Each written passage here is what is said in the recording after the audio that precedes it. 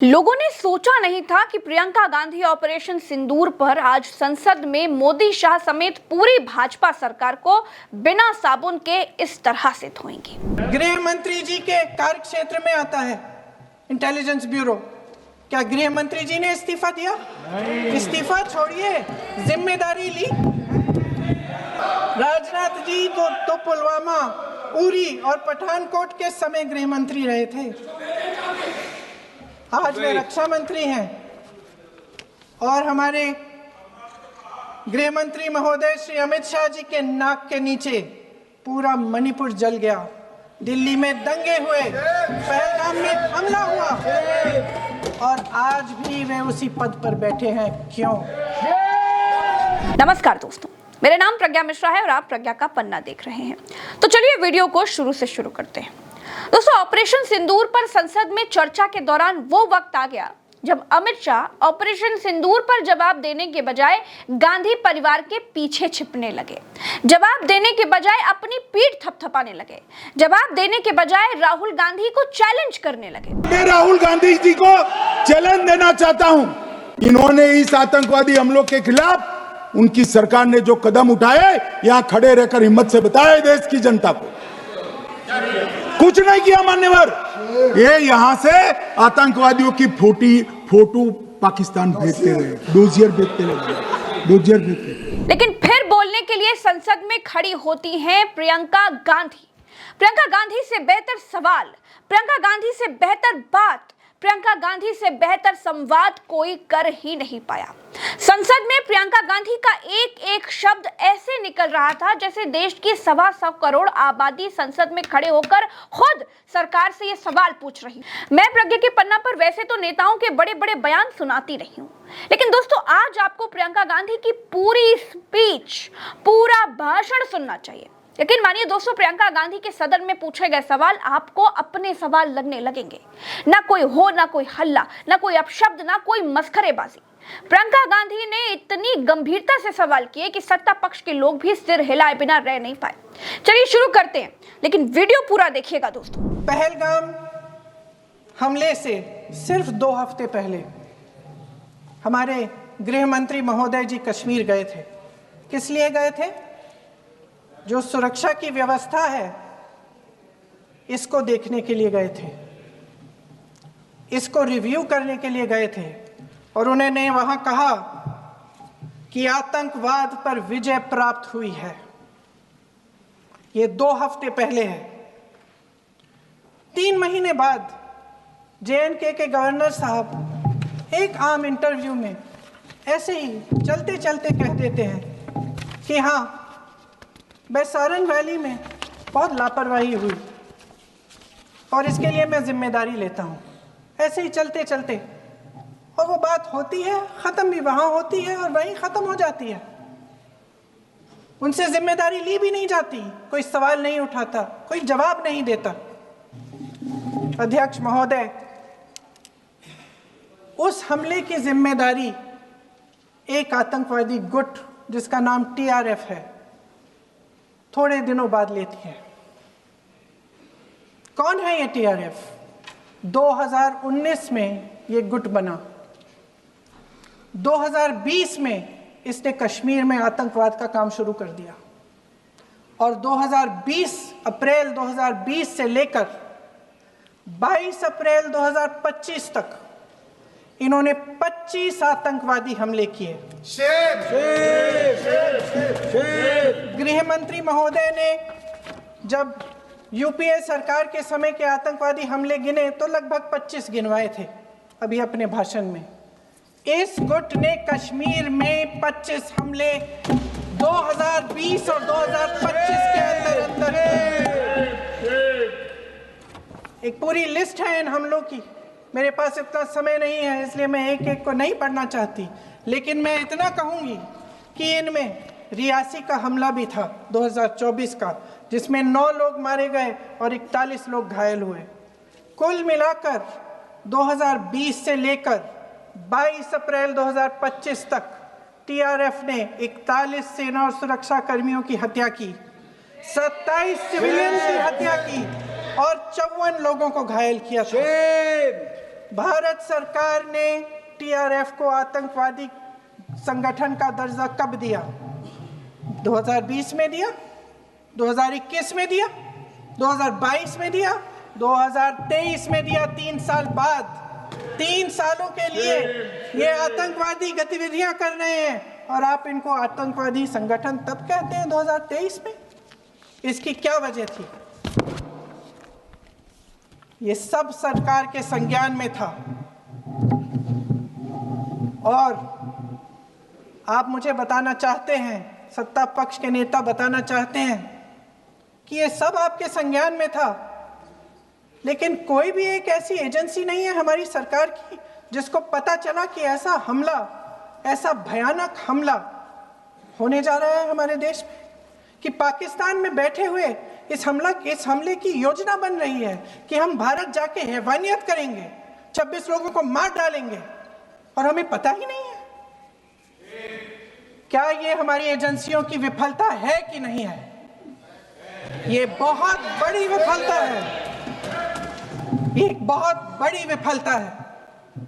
जानते थे कि ये गुट है, जानते थे कि 5 सालों से ये आतंकवादी हमले कर रहा है, अध्यापकों को मारा, आर्मी के बड़े बड़े अफसरों को मारा, आम जनता को मार डाला, पुलिस वालों को मार डाला, और आप इन पे निगरानी नहीं रख रहे थे। और ये जो एजेंसियां हैं, इनकी जिम्मेदारी कौन लेगा? क्या आईबी चीफ ने अपना इस्तीफा दिया? क्या किसी ने इस्तीफा दिया? गृह मंत्री जी के कार्य क्षेत्र में आता है इंटेलिजेंस ब्यूरो। क्या गृह मंत्री जी ने इस्तीफा दिया? इस्तीफा छोड़िए, जिम्मेदारी ली।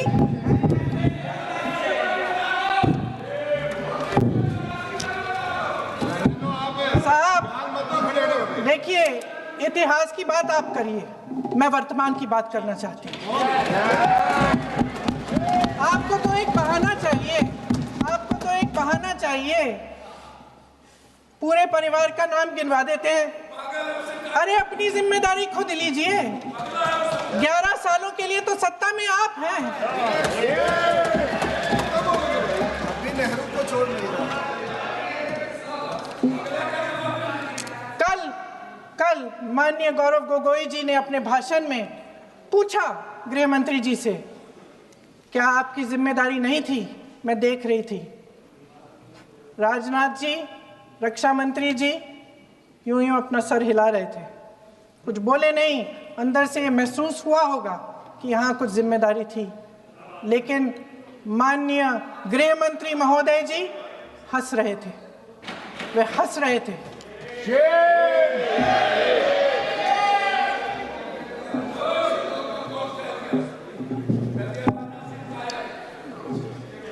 अध्यक्ष महोदय, कल सत्ता पक्ष और आज भी सत्ता पक्ष के नेताओं ने 2008 के मुंबई के हमलों का जिक्र किया, बार बार कहा कि मनमोहन सिंह जी की सरकार ने कुछ नहीं किया। ये तो जानकारी होगी ना कि उसी समय जब वो आतंकवादी हमला चल रहा था, तभी उन आतंकवादियों को मार डाला था। एक बचा था और उसको भी फांसी दे दी थी 2012 में। महाराष्ट्र के मुख्यमंत्री ने इस्तीफा दिया। देश के गृह मंत्री ने जिम्मेदारी लेकर इस्तीफा दिया। एक जवाबदेही थी पब्लिक के प्रति, एक जवाबदेही थी इस देश की जनता के प्रति, इस देश की धरती के प्रति।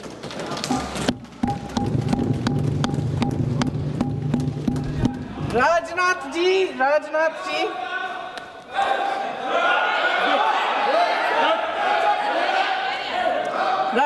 जी तो पुलवामा, उरी और पठानकोट के समय गृह मंत्री रहे थे। आज वे रक्षा मंत्री हैं और हमारे गृह मंत्री महोदय श्री अमित शाह जी के नाक के नीचे पूरा मणिपुर जल गया, दिल्ली में दंगे हुए, पहलगाम में हमला हुआ और आज भी वे उसी पद पर बैठे हैं। क्यों?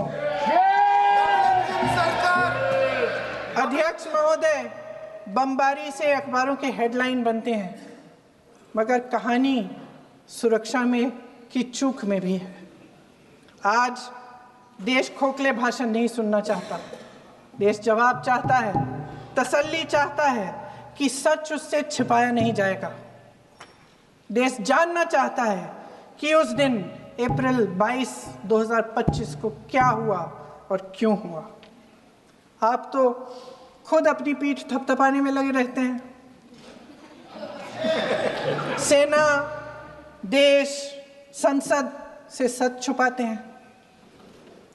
ऑपरेशन सिंदूर जब शुरू हुआ, हम सब ने समर्थन किया, सब एकजुट होकर खड़े हो गए इस देश के लिए। दोबारा होगा, दोबारा खड़े हो जाएंगे। अगर हमारे देश पे हमला होता है तो यहाँ इस सदन में किसी भी पार्टी का हो, कोई भी हो, सब आपका समर्थन करेंगे।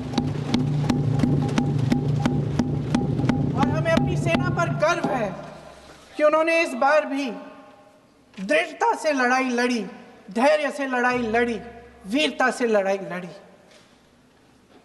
लेकिन इस ऑपरेशन का सिंदूर का क्रेडिट, उसका श्रेय तो हमारे प्रधानमंत्री जी चाहते हैं। सही भी है, ठीक है, सही है, श्रेय ले। ओलंपिक्स में हमारा मेडल आता है, उसका भी श्रेय लेते हैं। लेकिन सिर्फ श्रेय लेने से नहीं होता नेतृत्व, जिम्मेदारी भी लेनी पड़ती है।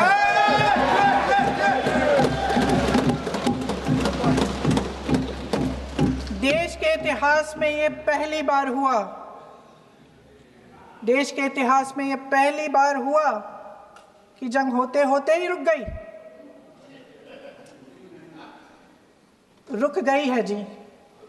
और इस रुकावट का ऐलान हमारी सरकार, हमारी सेना नहीं करती, अमेरिका के प्रेसिडेंट करते हैं, अमेरिका के राष्ट्रपति करते हैं।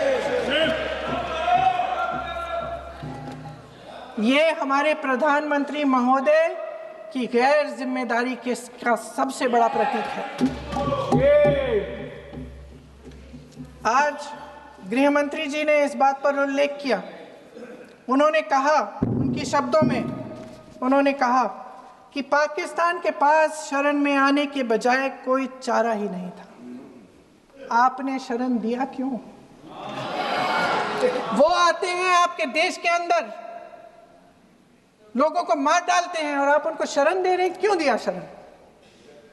इसका जवाब क्यों नहीं दिया एक भी भाषण में? जैसे ये बात उठी, शरण की बात की, हमारे गृह मंत्री जी ने इतिहास में चले गए। नेहरू ने क्या किया, इंदिरा गांधी ने क्या किया, यहां तक कि मेरी मां के आंसुओं तक चले गए। लेकिन इस सवाल का जवाब नहीं दिया कि ये सीज फायर हुआ क्यों, ये जंग रुका क्यों, और तब क्यों रुका जब दुश्मन के पास कोई चारा नहीं था हमारे श्रेय में आने के बजाय। क्यों रुका ये जंग? इसका जवाब नहीं दिया। धन्यवाद। आप देंगे?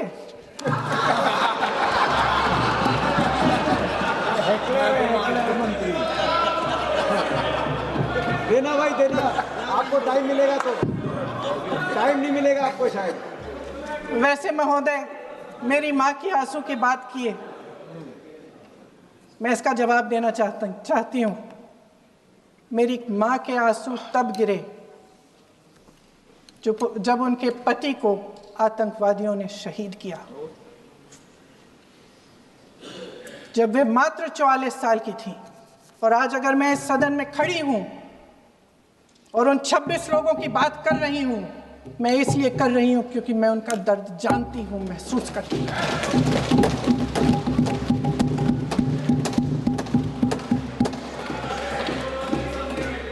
अध्यक्ष महोदय, मैंने कहा कि देश का नेतृत्व सिर्फ उपलब्धियों का श्रेय लेने से मजबूत नहीं होता।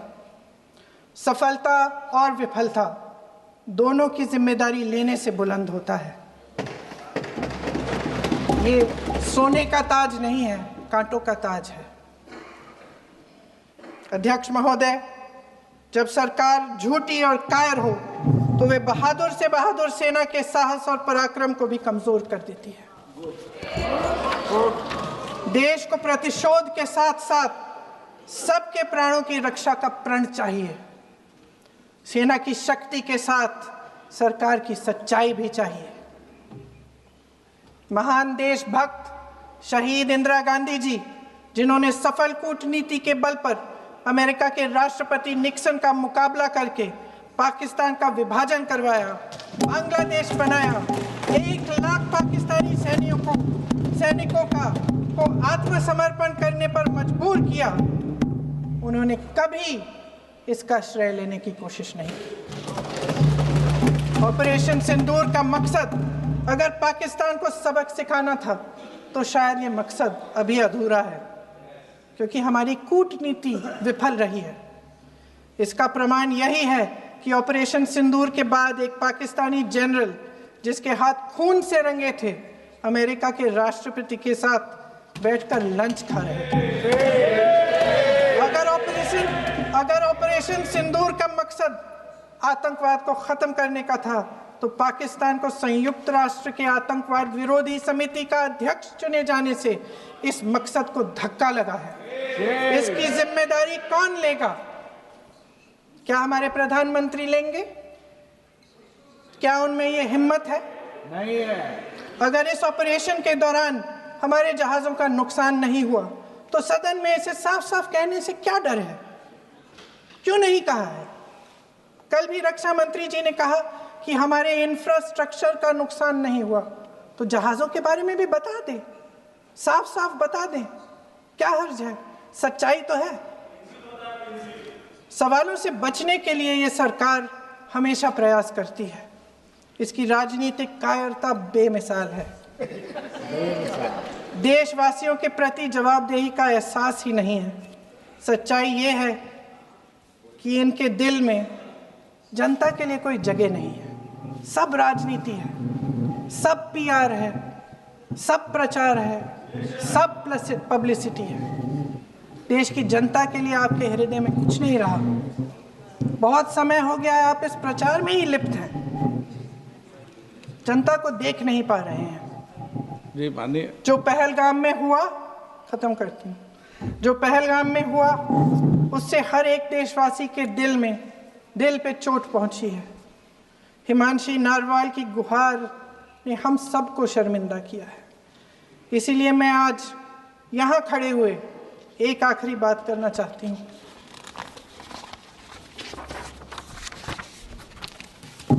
इस सदन में लगभग सभी के पास सुरक्षा है, सुरक्षा की व्यवस्था है।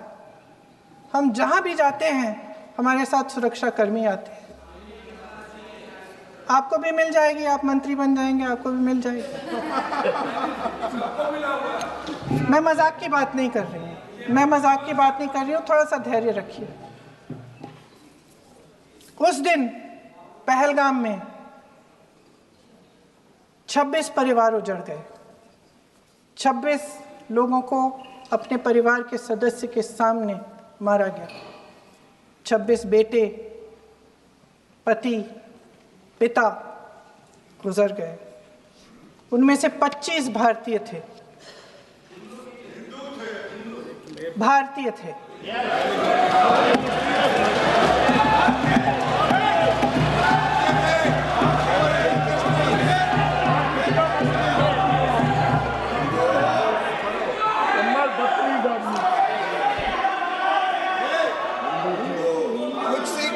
जितने भी लोग बैसारन वैली में थे और जो 25 भारतीय मारे गए, उनके लिए कोई सुरक्षा नहीं थी, कोई सुरक्षा नहीं थी। आप कितने भी ऑपरेशन कर डालें, आप इस सच्चाई के पीछे छुप नहीं सकते, इसे नकार नहीं सकते। आपने उनको सुरक्षित नहीं किया। कोई शर्म नहीं है, कोई शर्म नहीं है, कोई शर्म नहीं है और ना कभी होगी। सुन लीजिए, सुबह भी मैं शिव मंत्र बोल के आई हूं। इनको क्या पता शिव मंत्र क्या है? शिव मंत्र खत्म कर लूं अपना भाषण। शिव मंत्र मैं एक बार उन 25 भारतीयों के चलिए चुप रही। मैं एक बार उन 25 भारतीयों के नाम इस सदन में पढ़ना चाहती हूँ, ताकि यहाँ बैठे हर सदस्य को यह एहसास हो कि वे भी हमारी तरह इंसान थे, किसी राजनीतिक बिसात के मोहरे नहीं थे। वे भी इस देश के बेटे थे, वे भी इस देश के शहीद हैं। उनके परिजनों के प्रति हम सब की जवाबदेही बनती है। उन्हें सच्चाई जानने का हक है। समीर गुहा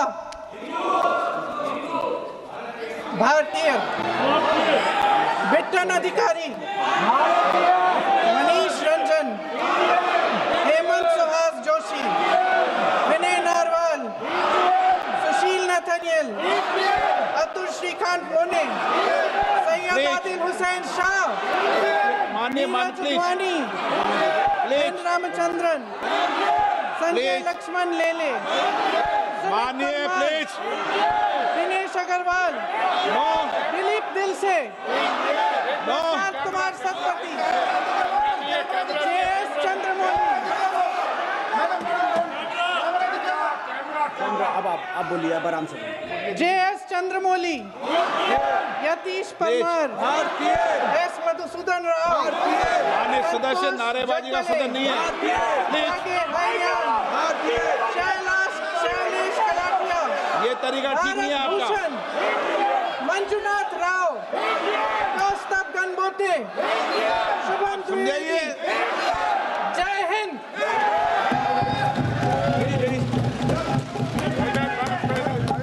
डॉक्टर श्रीकांत शिंदे।